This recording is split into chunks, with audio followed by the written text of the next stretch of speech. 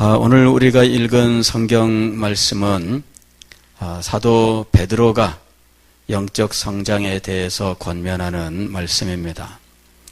저는 이 베드로라고 하는 분을 생각할 때에 언제나 마음속에 연민의 마음이 있습니다.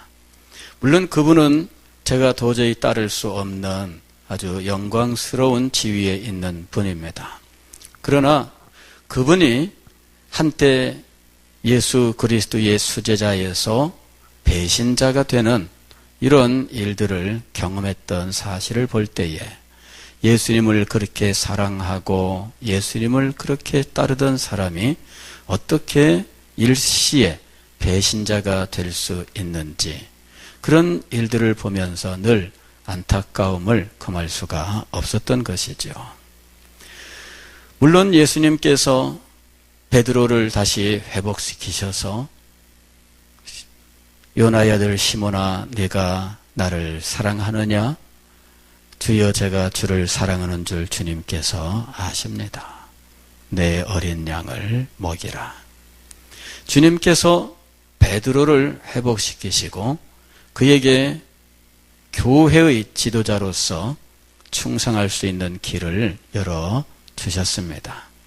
그럼에도 그의 인생 여정 속에서, 아니 주님을 따르던 그 신앙의 평생 여정 속에서 한때 예수님을 모른다고 부인하고 저주하며 부인했었던 그 일만큼은 결코 지울 수 없는 아픔으로 이 베드로의 마음속에 남아 있었을 것이다 라고 생각합니다.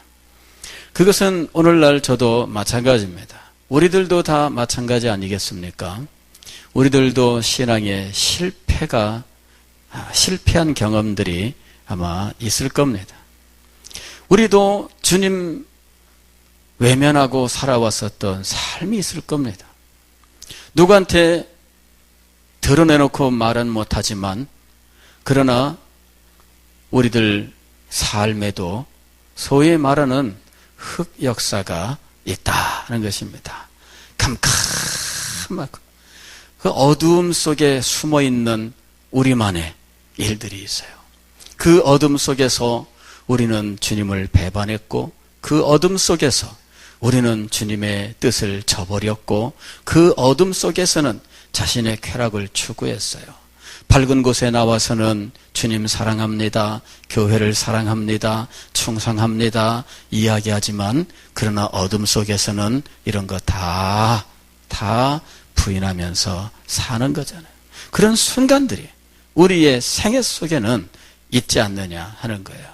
그래서 사도 베드로는 때로 연민을 불러일으키는 분이면서 우리의 모습을 고발하며 우리의 모습을 드러내는 분이기도 하다 하고 생각합니다.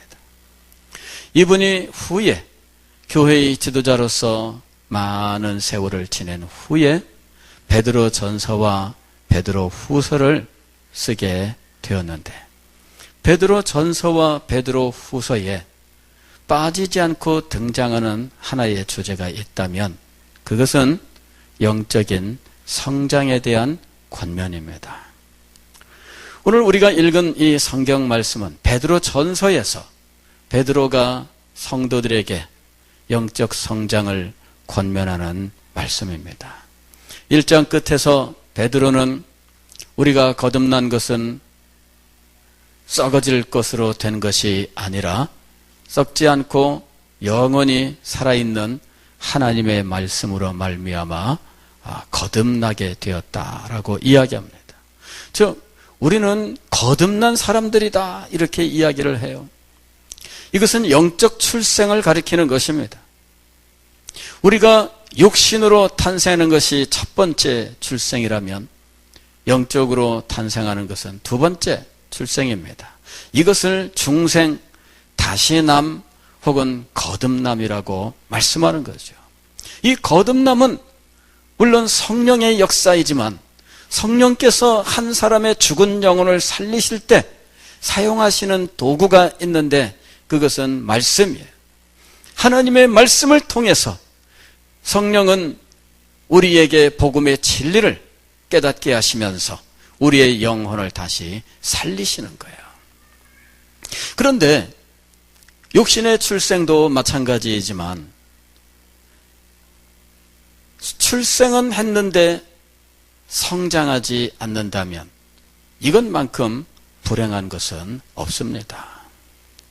예전에 우리 어린 시절에 이웃집에 이 육신은 성장하는데 이 정신적으로 뇌가 성장하지 않아서 그야말로 어린 아기 상태에서 몸집만 커진 이런 애가 있었어요. 우리 동생 뻘 되는 아기였는데 어느 날 그 집에서 딸만 있는 집인데 어디 가서 아들 하나를 갓난아기를 데리고 왔어요. 그리고는 그 집에서 이 아들을 금이야 오기야 얼마나 소중하게 키웠는지 이 아이가 이제 한 8개월, 9개월이 된 거예요. 그런데 어느 날 그 집에 정말 큰 비극이 임하게 되었어요. 이 아이가 목을 그때까지 가누지를 못하는 거죠. 이래가지고 이 부모님들이 이 아기를 고쳐보기 위해서 전국에 한의원이란 한의원, 한약방이란 한약방 이제 다 다니기 시작한 거예요.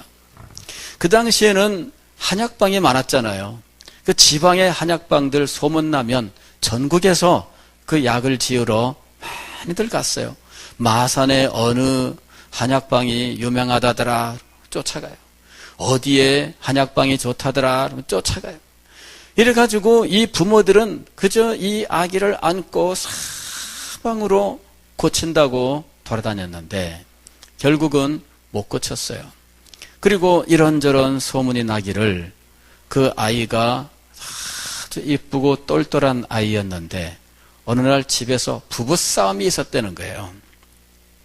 그래가지고 대판 싸움이 벌어졌는데 그때 아이가 놀래서 그렇다더라 이런 말까지 들려요. 진실인지는 모릅니다. 그냥 그런 말 제가 들은 거예요.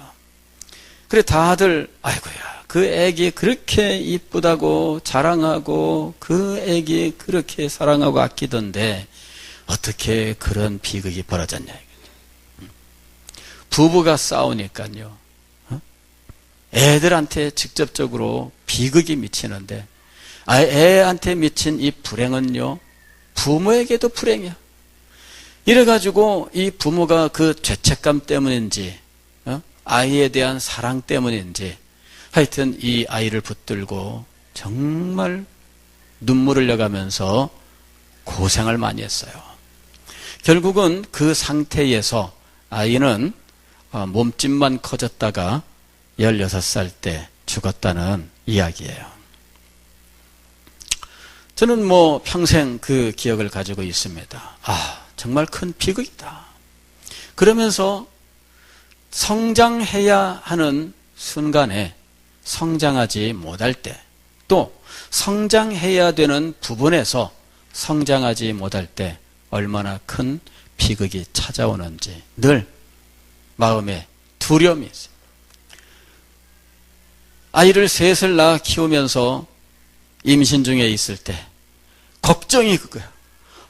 이 애 정상적인 아이가 태어나고 또 이 태어난 아이가 정상적으로 성장했으면 병원에 갈 때마다 얼마나 힘들어요. 병원에 수시로 가야 되는데 요새는 그 주사 맞는 그 프로그램이 있어서 병원 가지만 그 이외에도 병원에는 수시로 가야 됩니다. 그때마다 얼마나 가슴이 아파요. 근데 여러분 보십시오. 사도 베드로는 자신이 예수님의 수제자로서 어디든지 예수님을 따랐어요. 보소서 주님, 우리는 모든 것을 버리고 주님을 쫓았나이다. 이렇게 얘기를 했어요. 그랬더니 니들 잘 아는도다. 예수 그리스도를 위해서 모든 것을 버리고 쫓았던 사람입니다. 예수님께서 위기에 처하셨을 때 베드로는 망설임 없이 가지고 있던 칼을 뽑아들고 이 사람들과 대적을 했던 사람입니다. 그런데 한순간에 이 사람이 나락으로 굴러 떨어졌어요. 후에 사도 베드로가 자신의 이 참담한 실패를 마음에 품고 원인을 여러 가지로 연구를 한 것으로 보입니다. 왜 그런 일이 벌어졌을까? 원인은 다른 데 있는 것이 아닙니다. 내가 영적 성장을 해야 하는 순간에 성장하지 못했다. 겉으로는 이 사람이 예수님을 따라다니면서 모든 일에서 성장을 했어요. 처음에는 어리버리하면서 예수님을 따라다녔습니다. 처음에는 예수님이 부르면은 갔지만 그 외 시간에는 예전에 하던 대로 갈릴리 호수에 가서 그물을 뿌리고 물고기를 잡았어요. 그러다가 예수님께서 어느 정도 때가 되어 나를 따라오너라, 내가 너희로 사람 낚는 어부가 되게 하리라, 그 말씀을 듣고 그리고는 예수님을 따랐어요. 그러면서 수없이 많은 사람들이 예수님을 찾아왔을 때 그들은 그 누구보다 가장 가까이에서 예수님을 섬기고 이 모든 무리들을 질서정연하게 앉히고 그리고 이 사람들이 예수님에게 찾아올 때 함부로 오지 않도록 질서를 지키도록 하고 앞장서서 모든 사람들의 눈에 선망의 대상이 되는 인물이었던 거죠. 그리고 예수님께서 공생의 3년 이제 십자가를 지기 위하여 예루살렘에 올라가실 때 자기들끼리는 오늘 이제 이번에 예루살렘에 올라가면 예수님께서 왕이 되실 텐데 우리는 그때 어느 정도 자리를 차지하게 될까? 자기들의 공이 있다라고 하는 사실을 생각하고 기대할 정도였어요. 외적으로는 이 사람들이 누구보다도 훌륭한 사람이었습니다. 겉으로는 이 사람들이 그 누구보다도 앞장서서 주님을 섬기는 사람들이었습니다. 그리고 주님께서 이 사람들을 얼마나 높이셨는지 베드로와 야고보와 요한은 예수님께서 가시는 곳 어디든지 다른 제자들이 가지 못하는 곳이라도 이 세 사람은 예수님을 따라갈 수 있었습니다. 그 중에서도 특별히 구별되었고 그 중에서도 특별히 선택된 사람이었습니다. 그러나 그렇게 헌신되고 그렇게 구별되고 그렇게 선택된 이 사람이 어느 날 한순간에 무너져 내린 겁니다. 이유가 무엇일까? 사도 베드로가 깊이 생각을 했습니다. 그리고 내린 결론은 영적으로 성장하지 못했기 때문이다. 외적으로는 성장이 가능했어요. 시간이 흐르면 외적으로 성장합니다. 시간이 흐르면 교회에서 다 고려를 하게 되어 있어요. 이 사람은 우리 교회 나온 지 얼마나 되었는데 이 사람 우리가 이번에 뭐 집사를 해야 됩니다. 뭐를 해야 됩니다. 뭘 어떻게 해야 됩니다. 당연히 그런 이야기가 나옵니다. 세월이 흐르면 다 그런 어떤 위치를 차지할 수 있습니다. 근데 문제는 그 사람의 영혼도 함께 성장했느냐 하는 것이죠. 베드로는 자신의 이 참담한 실패를 가슴에 새기고 그 다음부터는 성도들에게 이 영적 성장에 대하여 말씀을 했던 거예요. 베드로전서에서도 영적 성장을 권면했습니다. 그러므로 이렇게 얘기합니다. 1절에서 그러므로라고 하는 것은 너희가 영적으로 출생했으니 즉 거듭났으니 그 말입니다. 거듭난 자는 자라가야 돼요. 성장해야 돼요. 그 말을 지금 하고 있는 겁니다. 그러므로 모든 악독과 모든 기만과 외식과 시기와 모든 비방하는 말을 버리고 갓난아기들 같이 순전하고 신령한 젖을 사모하라. 이는 그로 말미암아 너희로 구원에 이르도록 자라게 하려 함이라. 출생했으니 그러므로 성장해라 그 말입니다. 그러면서 영적 성장을 위한 두 가지 방안을 말씀하고 있는 겁니다. 영적 성장에 필요한 두 가지 요소지요. 첫 번째는 무엇이냐면은 성장에 방해가 되는 것을 버려라 하는 거죠. 성장에 방해가 되는 것을 버려라. 모든 악독과 모든 기만과 외식과 시기와 모든 비방하는 말을 버리고 그랬어요. 이걸 버려야 돼요. 우리도 아이들을 키울 때 아이들 성장에 방해가 되는 것들은 부지런히 치웁니다. 이 애들이 성장하는데 얼마나 많은 위험들이 있어요. 아이들이 뭐라도 하나 입에다가 집어넣으면 이게 목에 걸려가지고 기도를 막으면 이거 뭐 아이들 어떻게 해요? 아이들이 정상적으로 성장하는 것을 막는, 그래서 그에게 치명적인 위험이 될 수 있는 요인들이 많이 있습니다. 그런 것들을 제거해야 돼요. 이런 것들을 제거하지 않고 그냥 방임하면 그러면은 이 아이가 언제 무슨 일을 겪을지 모르는 거죠. 혹은 이 아이들은 뭐든지 입에다가 집어넣는 이 특성이 있습니다. 그러면 못 먹을 것들을 무조건 입에다가 집어넣으면 이 아이가 어떻게 되겠어요? 뭔가를 잘못 먹어서 안 되잖아요. 우리가 이 약국에서 약을 사오는데 보면은 아이들이 손이 닿지 않는 곳에 보관하세요. 이런 구절이 꼭 써 있더라고. 아이들 손에 닿지 않는 곳에 보관하세요. 혹시라도 이것을 먹으면 즉시 병원으로 데려가서 위세척을 해야 됩니다. 이런 주의사항도 써 있어요. 먹으면은 안 되는 거예요, 그것은. 또 어른들은 먹을 수 있는 거지만 아이들에게는 치명적인 위험이 되는 성분들도 있어요. 먹으면 안 됩니다. 그래서 아이가 정상적으로 성장하기 위하여는 먼저 제거해야 될 것들이 있습니다. 제거해야 될 것들이 있어요. 이번에 신방 중에 어느 애기, 걸어다니는 애기를 둔 집에 갔더니 애기가 아무데나 가서 굴러떨어지지 않도록 이게 방문에다가 뭘 이렇게 여다지로 뭐 이렇게 해놨더라고. 그래서 뭐 이런 것도 다 있네. 처음 봤어요. 어느 세상에 어떻게 이런 게 다 있어요. 그랬더니 아이는 막 아무데나 와서 막 다 달라붙는 거예요. 그러니까는 이 문에다가 주방 쪽에다가 또 앞에 현관 쪽에다가 해놨더라고. 아이를 보호하기 위해서요. 자, 오늘 우리 말씀을 보세요. 버려야 할 것들이 있습니다.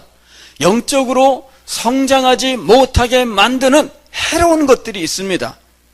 첫째, 악독과 그랬어요. 악독과. 이 악독함, 이게 뭐냐면은 마음이 아주 굉장히 독한 거죠. 예, 마음이 독한 거예요. 두고 보자. 한번 이렇게 마음 품으면 끝장이 나는 사람들이 있습니다. 그죠? 한번 마음에 싫으면 평생 안 보는 사람이 있습니다. 그렇다는 성격을 가진 사람이 있어요. 저도 이렇게 다녀보면은 그런 성격 가졌다는 사람들 만날 수가 있습니다. 스스로 이야기를 해요. 나는 한 번 아니면은 평생 안 봅니다. 이런 사람들이 있더라고요. 그런데 그렇게 말을 하지 않아도 그렇게 사는 사람들은 많아요. 그렇게 말하고 다니는 사람들은 본인이 자기 말이라도 그렇게 하지. 그러나 말은 안 하는데 실제로는 그렇게 사는 사람들이 있어요. 그렇게 독한 마음을 가지고 영적 성장이 제대로 이루어질 수 있겠느냐 하는 것이죠. 한 번 마음에 서운한 마음을 품으면 풀지를 않아. 몇 년이 가도 풀지를 않는 사람이 있습니다. 이렇게 마음속에 서운한 마음을 품고 이걸 버리지 않는 사람은 영적으로 성장할 수 없습니다. 지식도 늘어나고 여러 가지 교회 안에서의 위치도 점점 달라지고 여러 가지 면에서 변화는 일어나는데 무엇의 변화는 안 일어나느냐 하면은 영적 성장의 변화는 안 일어나는 거예요. 왜? 이것이 성장을 가로막는 것이거든요. 악도. 독한 마음이에요. 독한 마음. 두 번째로는 모든 기만과 그랬습니다. 기만이라고 하는 것은 이거는 거짓을 말하는 거예요. 거짓. 말을 하면 언제든지 거짓말이 나와요. 근데 이 기만이라고 하는 것의 특징은 외적으로는 굉장히 정확하고 또 외적으로는 그 말을 듣고 있으면은 정말 그 말이 다 맞는 거예요. 이게 기만의 특징입니다. 거짓과 기만의 특징은요, 조금 달라요. 거짓이라고 하는 것은 겉으로 볼 때에도 거짓이 딱 표가 나요. 그러나 기만이라고 하는 것은 겉으로 볼 때에는 표가 잘 안 드러나요. 이게 기만입니다. 그래서 말만 꺼내면은 나중에 알고 보니까 거짓말이었던 거죠. 이 사람이 말을 하면 들을 때는 그럴듯해요. 그래서 누구나 다 그럴 수 있나 이러면서 이 사람 말을 다 믿어요. 그러나 세월이 지나고 나면은 아니 세상에 그게 거짓이었어? 이렇게 드러나는 거죠. 그러니 이렇게 모든 면에서 꾸미는 거예요. 이게 바로 거짓. 이게 바로.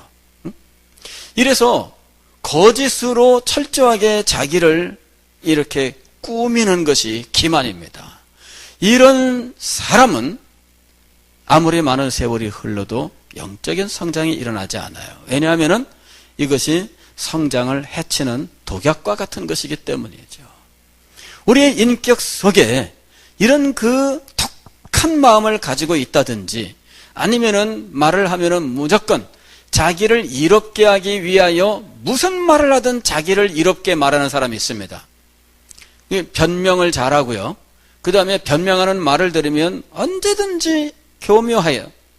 이래서 이 사람 말을 듣고 있으면은 이 사람은 무조건 다 옳아요. 무조건 다 의로운 사람이에요.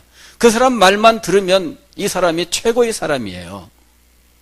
그래서 무슨 말을 하든지 자기에게 유리하도록 말하는데 익숙하게 되어 있어요. 이게 기만입니다. 이런 사람은 영적 성장을 이룰 수가 없어요. 세 번째로 외식과 그랬습니다. 외식. 외식이라고 하는 것은 겉으로 꾸미는 거예요. 겉으로 꾸미는 거. 그러니까 이 외식을 하게 되면은 보잘것없는 건데 그럴듯한 걸로 변하게 되는 거예요. 이거는 뭔가 완전히 거짓은 아니에요. 그런데 그 조금 있는 그거를 과하게 포장하는 거죠. 이게 외식입니다. 그러니까 여기 왜 그런 거 있잖아요. 명절 때 되면은 선물 포장 그럴듯하게 포장되는 거 보니까 엄청난 거야. 이야 이거 좋은 것 같아. 포장을 풀렀더니 속에 들은 거는 애게게 그러잖아요. 그거 포장 과대 포장하지 않도록 법으로까지 정해져 있어요. 법으로까지. 그래서 포장 부피는 전체 부피의 가령 20%인가 이거를 초과하지 않아야 하며 이런 법이 있어요. 그런 법이 있어도 얼마나 이 포장을 그럴듯하게 해요. 이게 외식입니다. 없는 건 아니야. 그런데 그 속에 콩 하나 넣어놓고 호박덩어리만큼 크게 부풀려 놓는 거죠. 아니면은 보잘것없는 건데 거기에다가 온갖 화장칠을 해서 아주 그럴듯하게 만드는 거죠.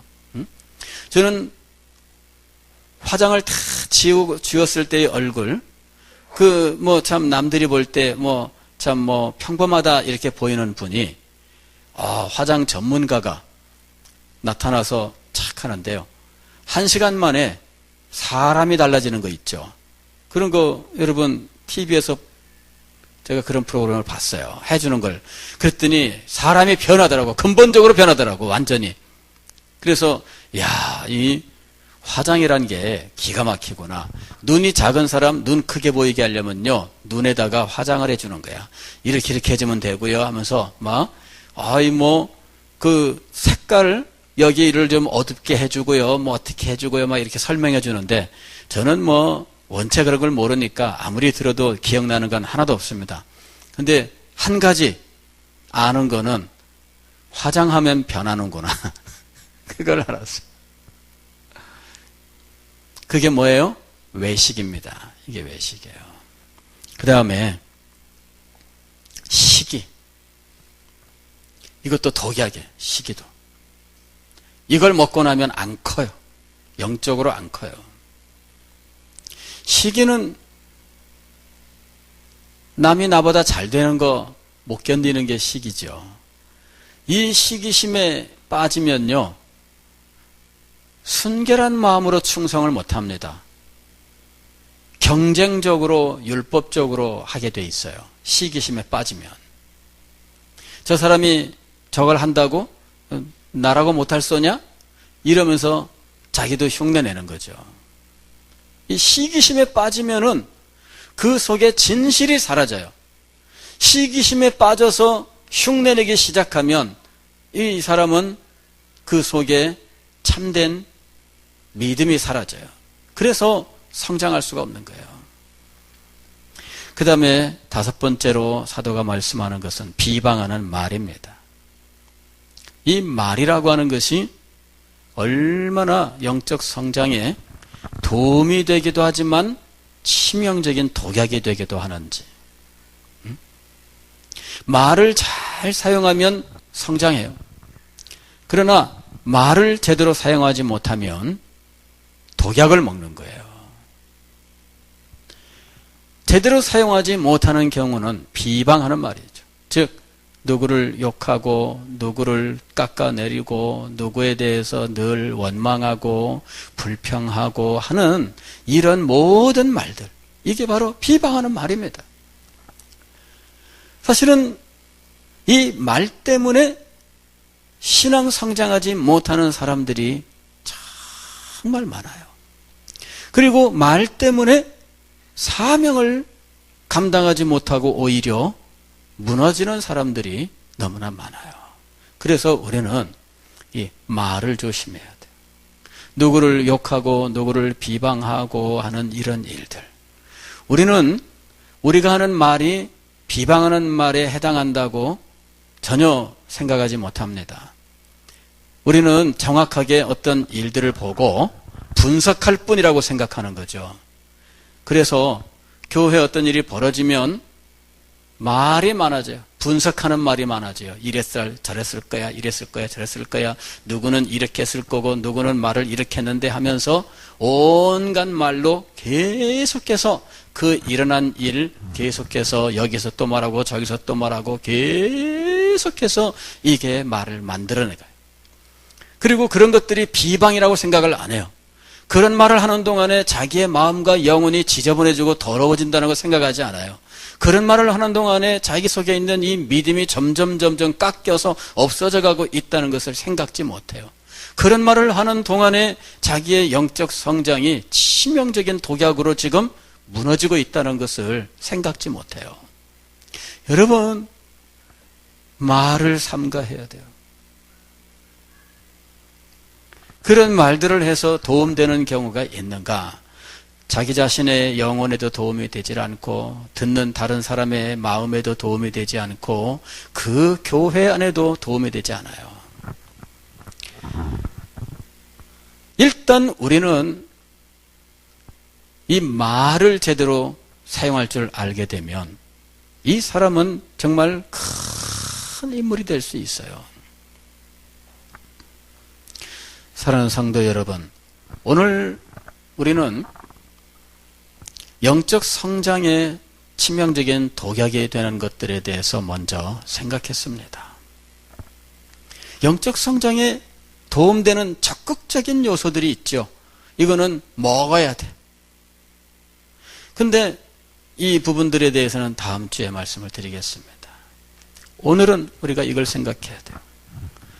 우리의 영적 성장에 독약들이 있다. 영적 성장에 독약들이 있다. 또 이 독약들은 교회의 성장에도 독약입니다. 교회 안에 이런 일들이 있으면 교회는 이 독약에 의해서 무너지게 돼 있어요. 그래서 오늘 이 밤에는 우리가 이 독약들을 놓고 기도를 하기를 원합니다. 이 독약들을 내게서 제하여 버리도록 오늘 밤에 함께 기도할 수 있기를 바랍니다. 또한 이 독약들이 우리 교회 안에서 사라질 수 있기를 위해서 하나님 앞에 같이 기도합시다. 그래서 이 독약들이 없이 정말 안전하게 우리의 영혼도 성장하고 교회도 성장하는 자리에 이를 수 있기를 주의 이름으로 축원합니다. 예,